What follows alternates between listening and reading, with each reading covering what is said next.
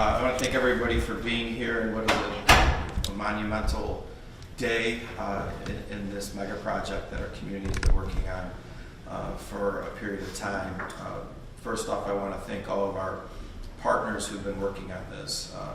Our team at the county IDA, its board members, all of the appropriate agencies that have had really a monumental task of going through a $100 billion mega project in the semiconductor space, and both going under a seeker review at the state and local level and a NEPA review at the federal level. There is not another mega project in the country that has gone through this layer of review to meet the necessary guidelines in all of these agencies.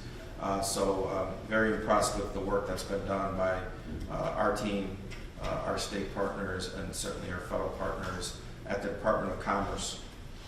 The draft environmental impact statement is the roadmap. It's the roadmap that really studies the impacts of the community, the mitigation strategies, and it triggers a community dialogue, a public comment period. And based off of that community dialogue, that will then trigger what will be necessary input from the public, and then that will lead to an environmental impact statement, which certainly will clear the way to begin the project later on this year in the fall. Although the DEIS was approved today by the county IDA, it is the county IDA's document. It is not Micron's document. It is our document. We stand behind the document. This is not the first time the public has commented, though, on an environmental impact statement related to the White Pine Business Park. In 2021, we did a generic environmental impact statement citing a semiconductor manufacturer facility at the White Pine Business Park. At the time, we did not have an anchor tenant, but we went through a very similar process. The difference being that we factored in a 2-fab project, not a 4-fab project. If this was a 2-fab project, we could have actually used that document. But being that it is a greater document, we needed to restudy it. We gave a 36-day comment period during that period of time. A seeker review, which is what we are the lead agency on, requires a 30-day public comment review. We have extended that comment period to align with our partners in the federal government at the Department of Commerce and the NEPA review, and so we will be giving a 47-day comment period, more than 50% longer than what is statutorily required. The feds will give a 45-day review and as a comment period. We cannot, it's important, NEPA and seeker, because we're co-lead agencies, need to be on the same timeline. We cannot do one compared to them doing another. That's very important. And this is where we've both aligned ourselves. What's important is that this comment period is not the only time that the public will be able to comment on specific items necessary for this project. For example, there will be comment periods when it comes to permitting. So if you're interested in the New York State DEC wetland permits or the air permits, these appropriate agencies will have their own comment periods as well throughout this process. The main document is obviously a large document. I do believe we have to have a physical document, but I do think you've had access to all of that, and certainly if you have not, our teams will help provide that. Related to public hearings are optional under the state environmental review law. We have decided to hold 3 public hearings all on the same day, making sure that no matter what your work schedule is or your own schedule with your families, you have an opportunity to get to one of these 3 public hearings. On July 24th at Liverpool High School, we are encouraging the public to participate in 3 different public hearings. The first being 10 a.m. to 1 p.m., the second being 2 p.m. to 5 p.m., and the third being 6 p.m. to 9 p.m. In addition to that, there are multiple key elements and findings in this document that will shed light on many of the questions the community has had over the last few months and even years of this time. Related to key design elements, Micron is going to propose to build a rail spur site as part of this project. This will facilitate a more efficient construction timeline. It will minimize the need to rely on transportation of construction material by truck over the proposed project's 16-year timeline.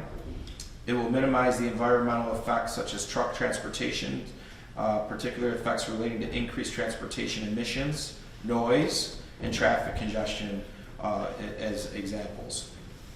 Micron's preferred alternative includes the construction of a 3,900 square foot site access driveway running west from Route 11 in the town of Cicero onto the Micron campus. Just think about that's how big this business park is. It starts on Cognoy and it ends on Route 11. In addition to that, there'll be critical improvements necessary at Route 31, Interstate 81, specifically likely a exit off of Sneller Road that would help mitigate post-construction traffic effects from operations and supporting a seamless movement of employees, suppliers, and logistical operations. Micron has incorporated its project design GHG reduction measures, greenhouse gas, as related to its direct process emissions, control measures that will significantly reduce GHG emissions. Total GHG emissions avoided equate to 8,201,791 TPY. TPY, I don't exactly understand what that stands for right now, but somebody can hit on that if you don't know that.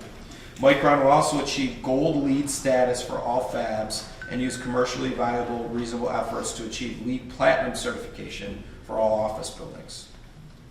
Micron will install on-site renewable energy systems, such as solar panels and on-site battery storage systems to supplement the proposed project's energy supply to the extent practical.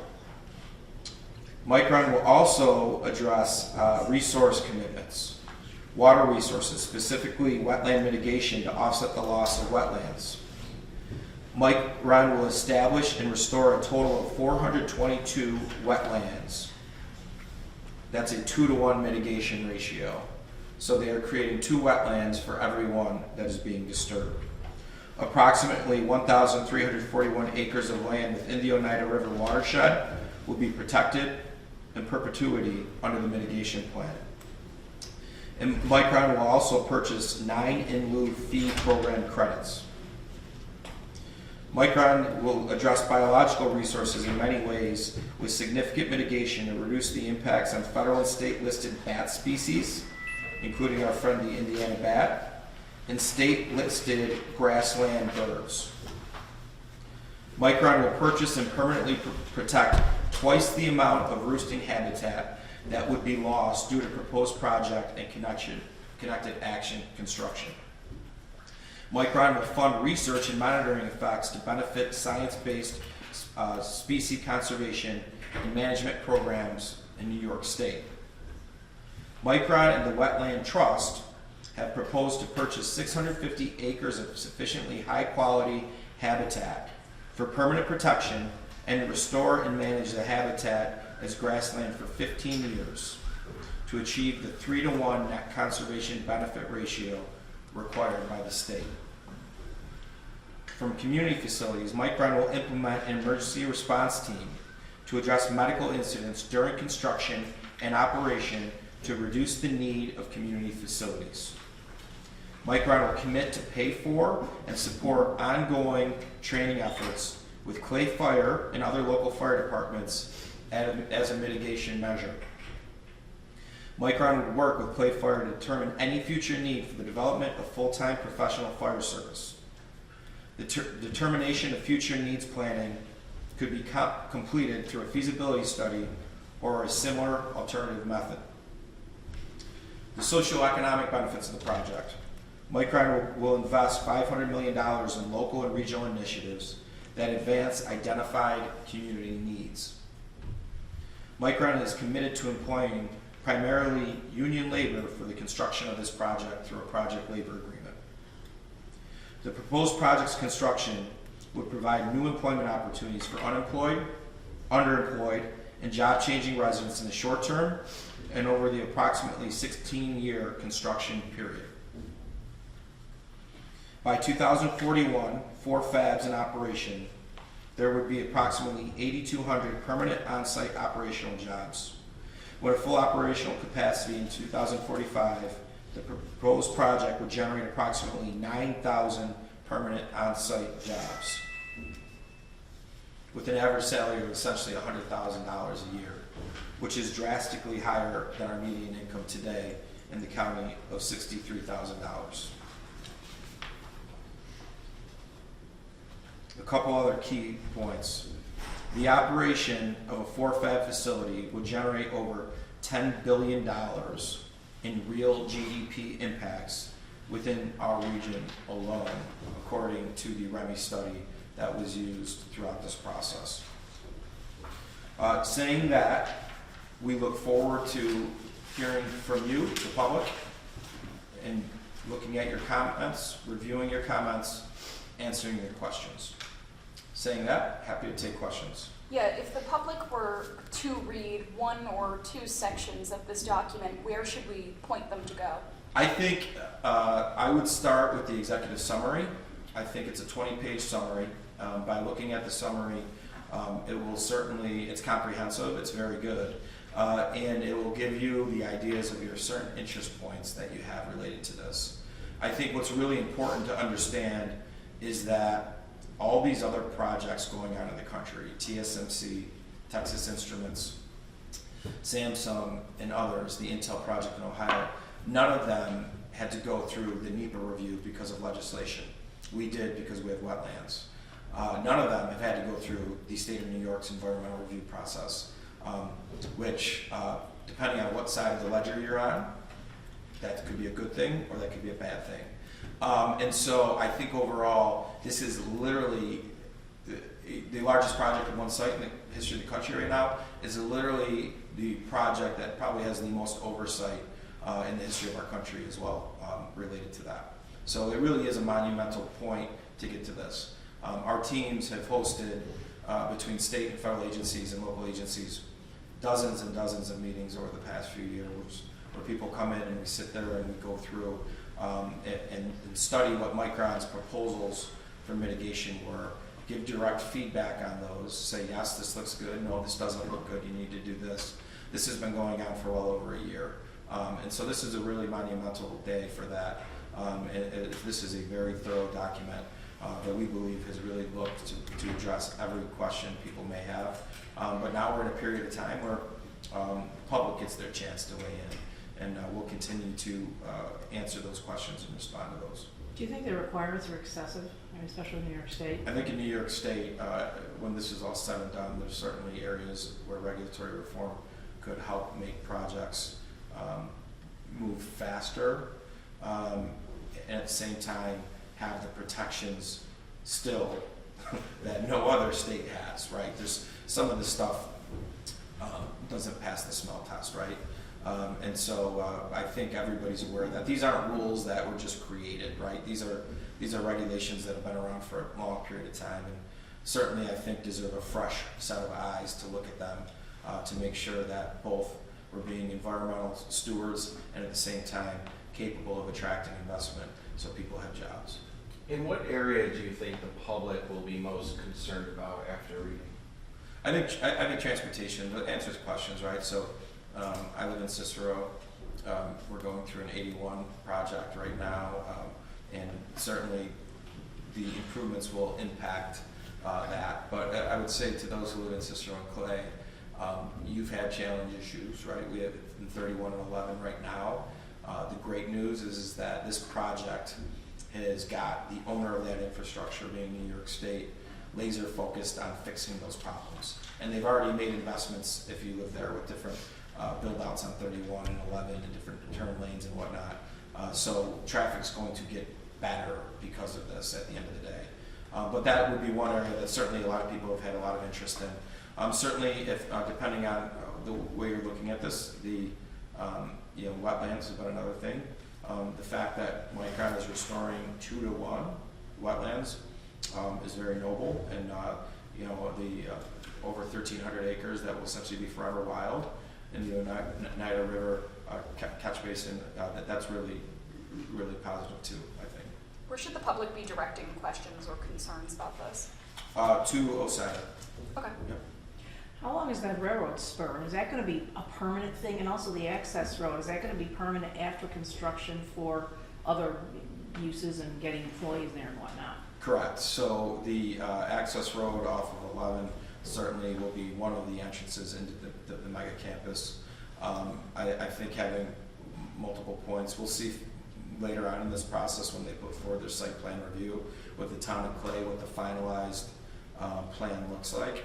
But I think that makes sense. The rail spur is really important. The amount of trucks that would come in and out of that community each day would be onerous. And so by building this, that will take the ability to bring all that fill into the site and other materials by rail.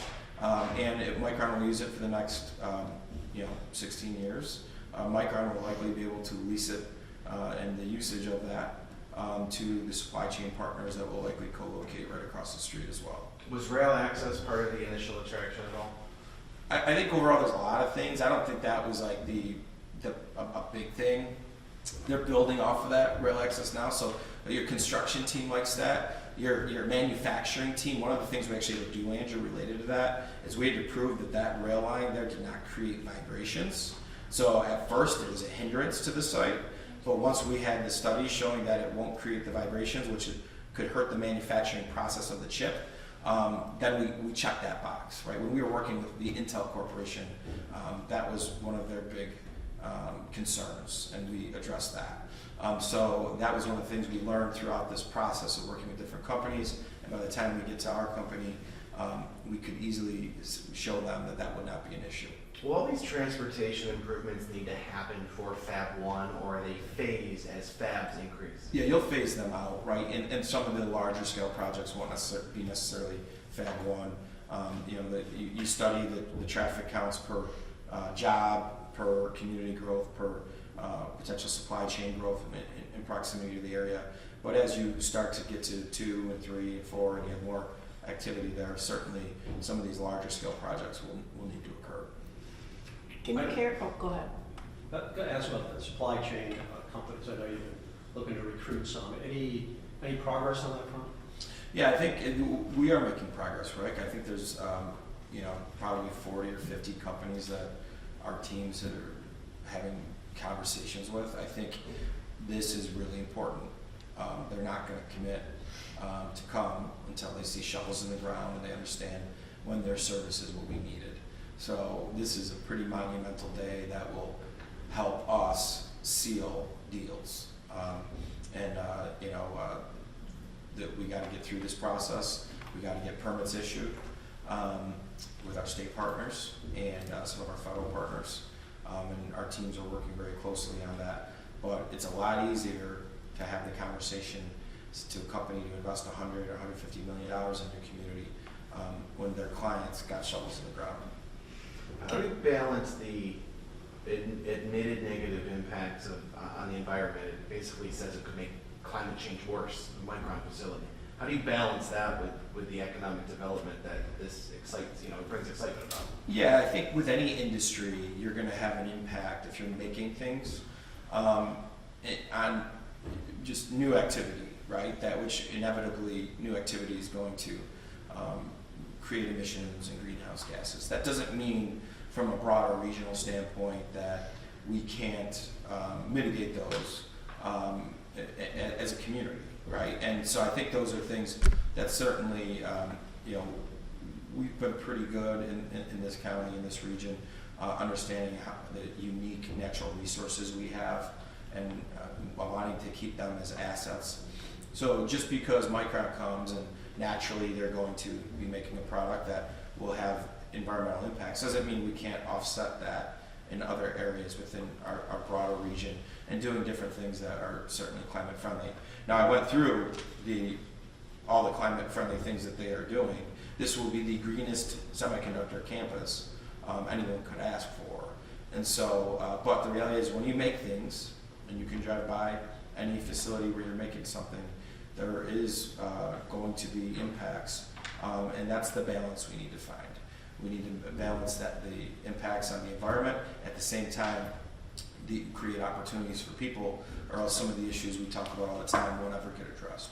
Correct me if I'm wrong, but a whole part of this process is for Micron to submit what they think their impact will be, and then your team scrutinizing what they initially say to verify it, vet it basically. And I mean this question with all due respect. This which I know is a great way to lead into a question.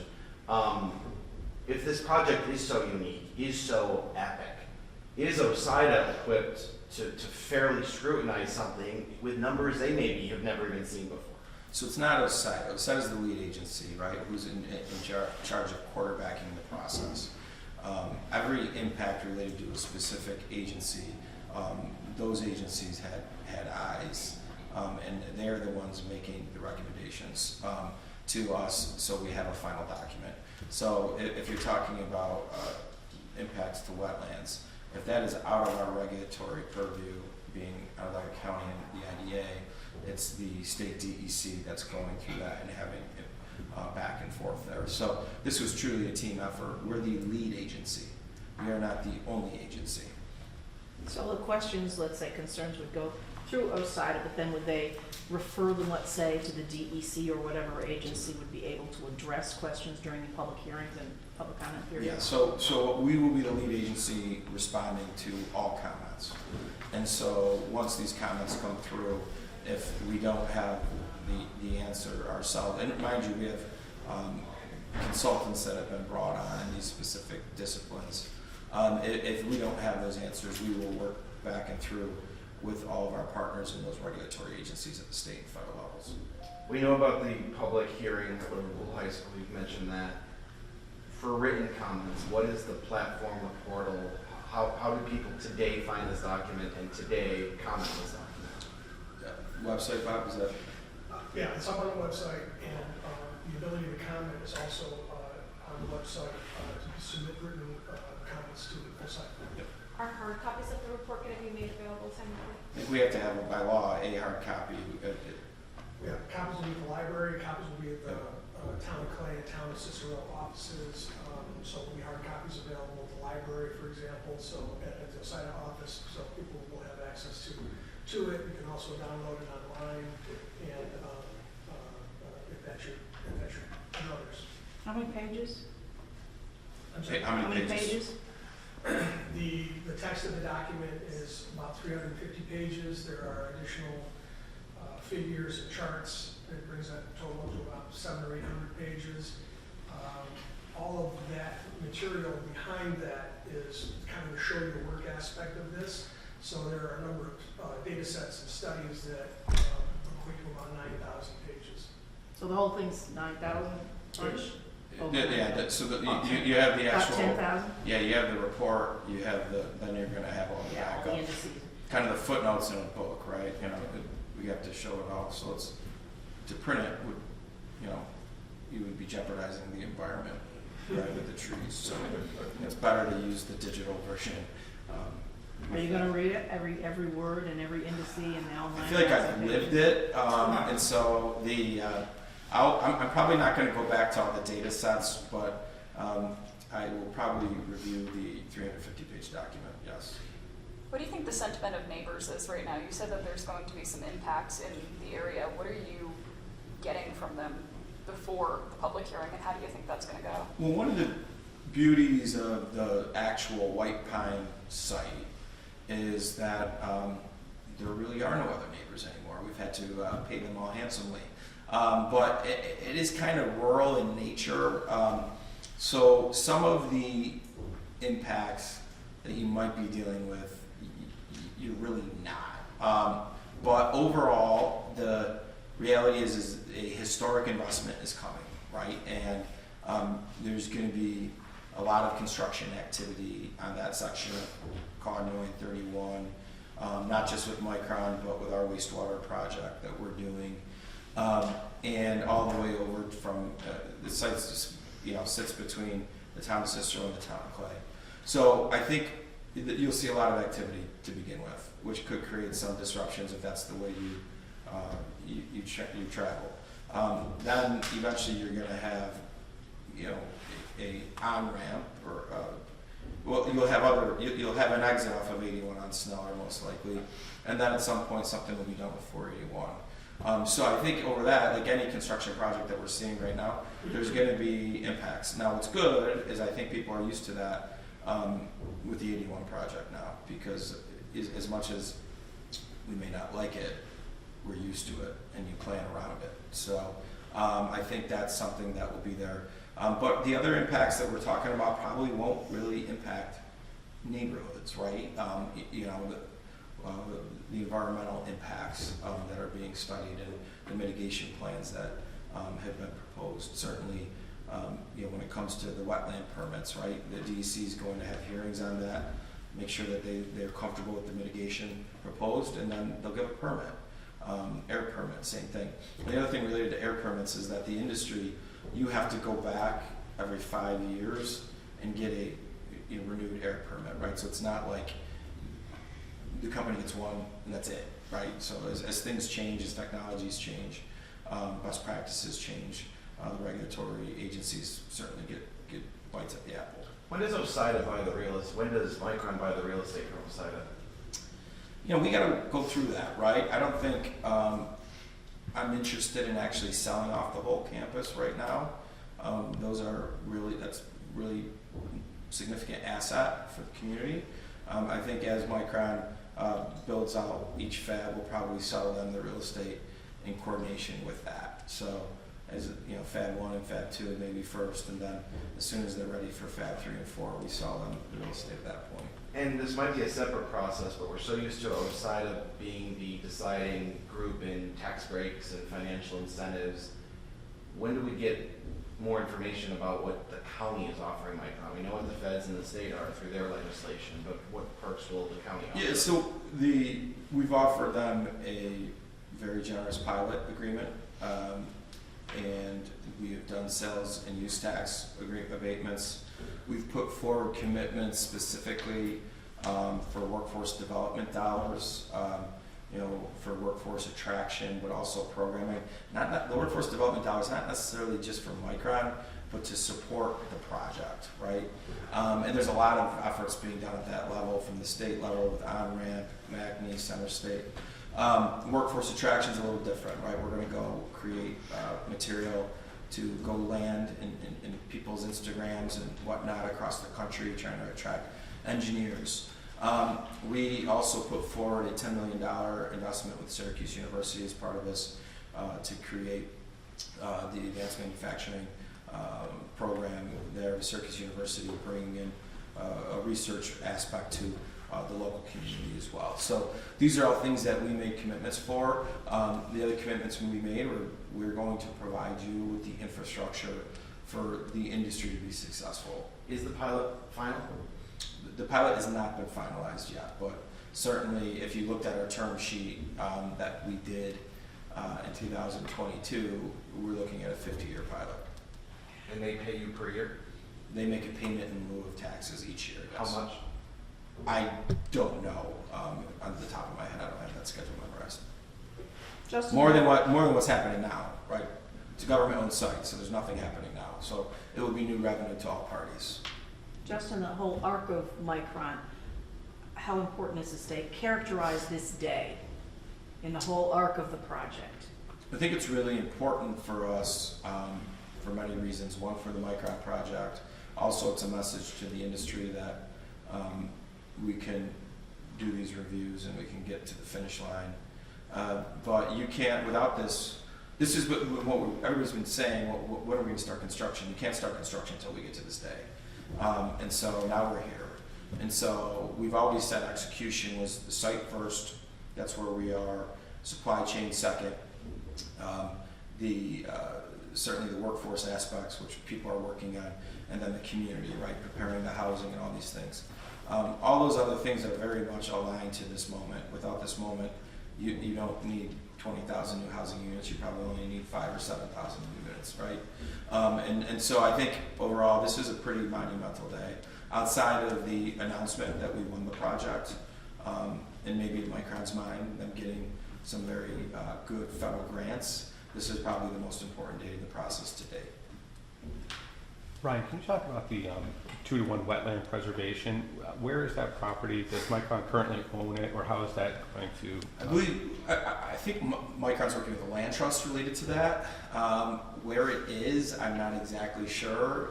It's in central New York, so that could be our county, it could be in Oswego County, Madison. Again, normally in a project, if there's wetlands being disturbed, you do a 1-to-1, if that. So that's not even the case in many states. But here they're doing a 2-to-1.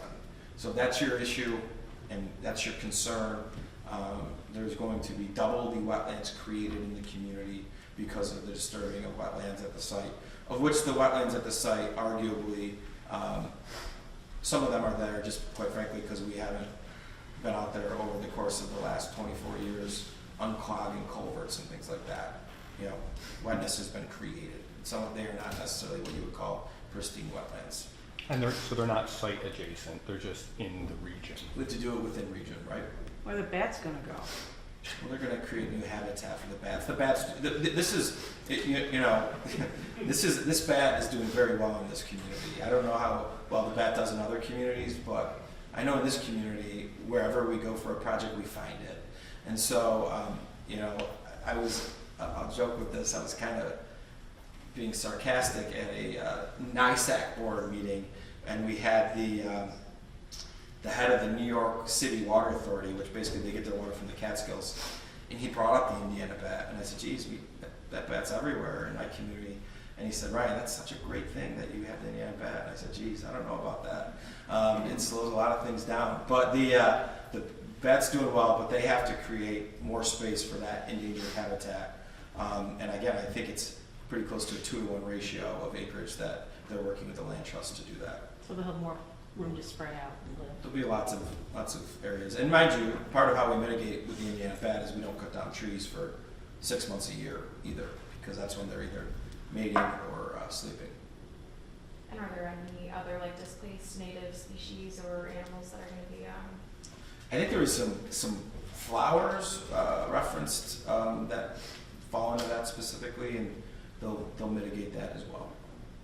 In Idaho, would they have just killed the bat habitat? I don't want to just say, maybe not using it in those terms, but I don't think the concern for the Indiana bat would be the same here as it is in Idaho or Texas. Are you denying what I said, or? I'm not denying what you said. I just can't confirm with direct eye contact or eyesight that would happen. And I tried reading some of the executive summary before coming here, and I think one thing I saw was that because this is going to be a 4-fab campus, that alone makes it in some ways more environmentally friendly because of the size of it versus the impact, whereas if it was a smaller site, it wouldn't be worth the impact. Is that, am I reading that correctly? Yes. Because of the scale, you create different efficiencies, and that's not just for for Micron when we're going through our own infrastructure projects for this. Because we know the scale we need to do things with, we can create efficiencies in our industrial water project with our municipal water project, so wastewater project, excuse me. So that is true. The document is for 4 fabs, even though the CHIPS agreement currently exists for 2 fabs. Correct. I think remember the overall, first off, the deal this community got with the anchor tenant is a very good thing. Micron is doing very well as a company. They might even have earnings today, ironically enough, for tomorrow.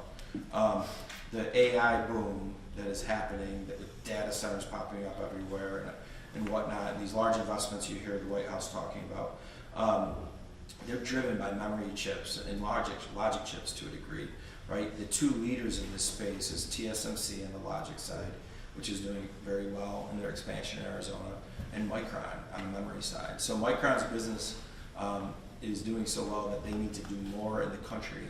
And that DRAM technology, they have made a commitment that they want 40% of that manufacturing in the United States to diversify it, right? Right now, most of it's in Taiwan.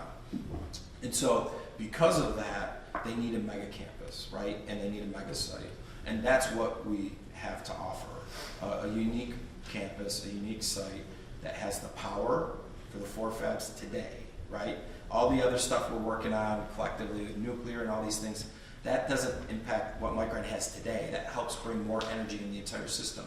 It has the wastewater, it has the water, the land, and then an ecosystem where we can develop talent, right? So that's why we got picked. And so in the rest of the country, they don't have that. And so that's why they're here. What the good news is we got the right company who's doing really well. Their business is doing well, which means that these investments will happen probably faster than what we thought. I know you said that you lived a lot of the experiences that are included in this document, but what piqued your interest in this entire thing, Ryan? The number one, so the number one question I get is traffic, right? How are you going to make this work? And so I read through, that section of the document. Certainly, you always, when you're in this role, you always want to look at where any potential opposition would be. So I really was interested in, some of the other impacts related to habitat and wildlife, and I think Micron is over-delivering on those areas. And so I feel really good at it. I mean, you've had a lot of smart people from the regulatory agencies take it. Now say, for example, once upon a time, this document might have been released in a different form, maybe 7 weeks ago. Since then, we have had, really what happened is we have had eyes on the Micron proposed mitigation plan, working on that day in and day out, making sure that the actual regulators, and most importantly, the lead agencies, were comfortable with that. And so there's been a lot of work put into this, which will save time, we believe, on the questions and the comments. We don't believe we will get as many questions and comments in the public comment period because of the thoroughness of the document. And you did say this is the most thorough environmental review of any project in the country? Yeah, I don't know. Even California? If you look in this industry, well, right now California doesn't have many new projects making things there, let alone semiconductors. But if you look at the main projects, right, the peer projects that went through the same selection process driven by the repatriating of those jobs to the country, nobody else is going through what we've gone through here. Which again, depending on what side of the ledger you are on, is good or bad. If you're on the environmental side of the ledger, you should be very comfortable with that because New York State is well known being very, very tough on projects. And again, at the end of this, I think looking with a fresh set of eyes at some of these regulatory burdens, can we find a happy medium where we can protect the environment that we all cherish while still making it a little bit easier to get the jobs done and get them going? I think that's a balance that we should all revisit once we're through this process.